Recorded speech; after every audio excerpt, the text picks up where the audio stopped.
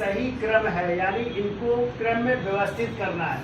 पहला कह रहा है दूसरी नेशनल कॉन्फ्रेंस, दूसरा कह रहा है इल्बर्ट विवाद, तीसरा कह रहा है मोहम्मदन एजुकेशनल कॉन्फ्रेंस और चौथा कह रहा है देसी भाषा समाचार पत्र अधिनियम। तो देखिए इसकी विस्तार से चर्चा कर लेते हैं।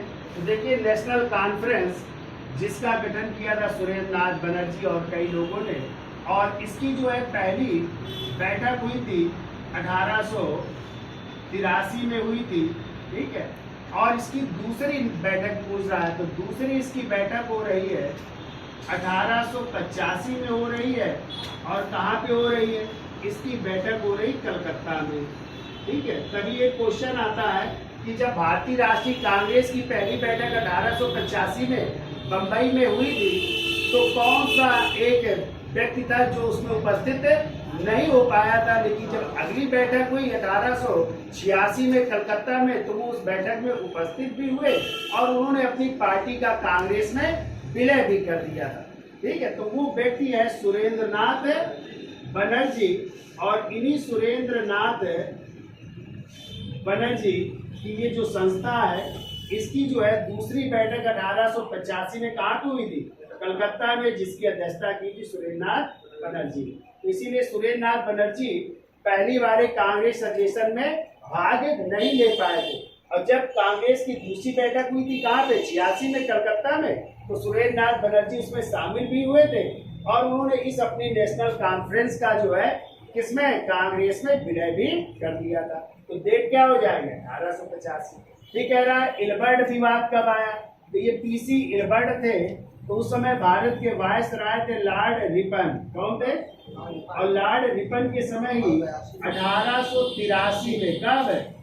1883 में इल्बर्ट विवाद आया था, ठीक है। तो इल्बर्ट जो पीसी इल्बर्ट थे, इन्होंने क्या किया था कि अब ये आ गया था इसमें कि जो भारतीय न्यायाधीश होंगे वो जो है यूरोपियों का भी मुकदमा सुन सकते हैं, ठीक है।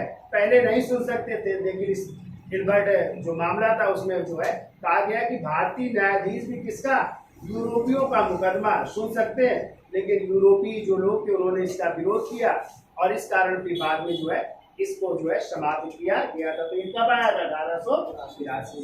ये कह रहा है मोहम्मदन एजुकेशनल कॉन्फ्रेंस, इसकी स्थापना हुई थी 1886 में। कब हुई थी?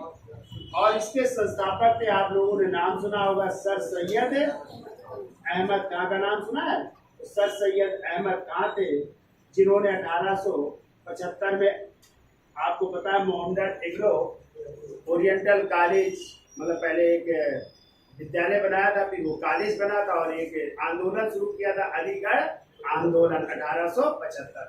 उसी के 1886 में इसकी स्थापना की थी, मोहम्मदन एजुकेशनल कॉन्फ्रेंस की, ठीक है। और अगला है देसी भाषा समाचार पत्र अधिनियम। तो आप लोग पढ़ते हो देसी भाषा जो समाचार पत्र अधिनियम है, ये 1878 में आया था। और कौन लागू किया था इसने? लॉर्ड लिटन ने। किसने? लॉर्ड लिटन ने लागू किया था। और आपको पता है कि ईश्वर चंद्र विद्यासागर का जो समाचार पत्र था सोम प्रकाश, उस पर ये एक्ट क्या हो गया था? लागू हुआ था। कई और समाचार पत्र भी थे, सहचर भी थे और भी थे। लेकिन ये क्वेश्चन आता है कौन सा समाचार पत्र था जिसने जो है उसको अंग्रेजी में कन्वर्ट कर लिया था? तो वो थी अमृत बाजार पत्रिका, जो किसकी थी? शिशिर कुमार घोष और मोतीलाल घोष। तो उन्होंने रातों रात जैसे ही ये कानून आया, उन्होंने इसको बंगाली में, किसमें? बंगाली से अंग्रेजी में कन्वर्ट कर लिया था। तो उस पर ये लागू नहीं हो पाया था। किस पर? अमृत बाजार पत्रिका। अब देखो क्रम सही कर दो, तो सबसे पहले क्या आया? तो चौथा हो जाएगा। 4 के बाद क्या आ रहा है? 4 के बाद आ रहा है 2 हो जाएगा। इल्बर्ट विवाद। फिर क्या आ रहा है? 1 आ रहा है, दूसरी नेशनल कॉन्फ्रेंस, और सबसे बाद में आ रहा है 3। तो आंसर होगा 4, 2, 1, 3। ठीक है, धन्यवाद।